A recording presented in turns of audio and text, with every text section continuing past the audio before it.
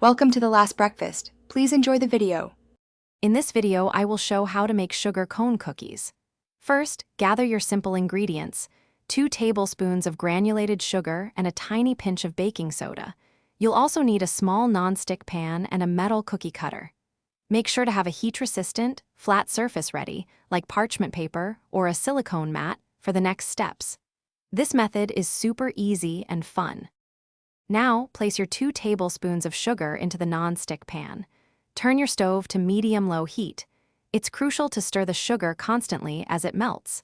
This prevents it from burning and ensures an even caramelization.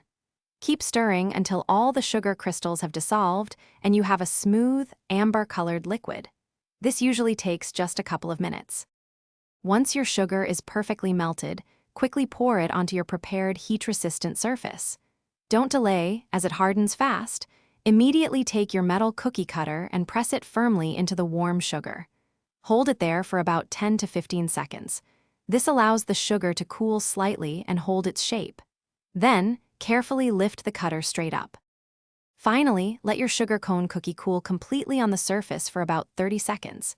Once it's firm, use a thin spatula or knife to gently separate it from the parchment paper or silicone mat.